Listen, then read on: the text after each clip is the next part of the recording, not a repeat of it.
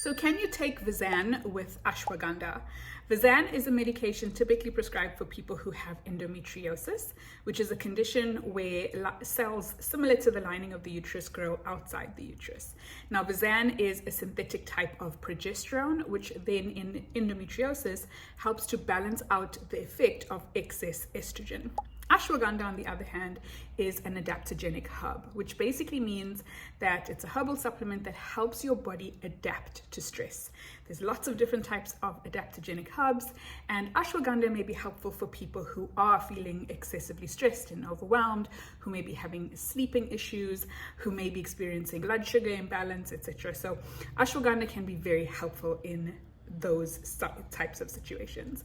But can you take these two together? So there is no interaction between Visanne and ashwagandha. So technically speaking, it is safe to take these two together. However, there are a few things to consider when you are using ashwagandha as a supplement. So there are great benefits of taking ashwagandha, but unfortunately there are some side effects and some things to kind of keep in mind when it comes to using this supplement. So firstly, ashwagandha does have a tendency to impact your cortisol levels. It lowers cortisol, which is great for people who are overproducing cortisol. But if you already are underproducing cortisol, then lowering your cortisol levels even further is not ideal. Also, ashwagandha can have a tendency to stimulate production of thyroid hormones.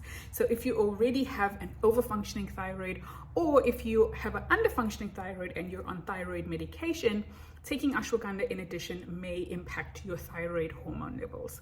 Also, ashwagandha does, because of its impact on your nervous system, calming your body down, bringing stress down, it does tend to lower your blood pressure, which is great. However, again, if you have low blood pressure to begin with, then lowering your blood pressure even further, again, is not ideal. Also, when it comes to people who maybe are hypertensive, so they have high blood pressure, but they're on medication to reduce their blood pressure, taking ashwagandha over and above that medication may dip your blood pressure even further and may cause hypotension or low blood pressure.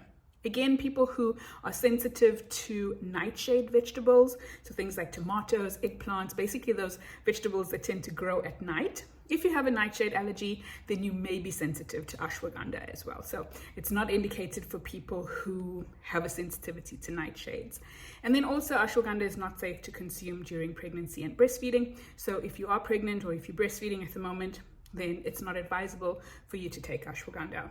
And then finally, if you have a condition that causes you to store excess iron, so if you're in iron overload, then taking ashwagandha may contribute to further iron overload. So while there may not be an interaction between Visanne and ashwagandha, these are some of the things to kind of consider if you are considering adding ashwagandha into your supplement regimen. So I'm curious, have you tried to use ashwagandha? And if you have, what was your experience like? Let me know in the comments.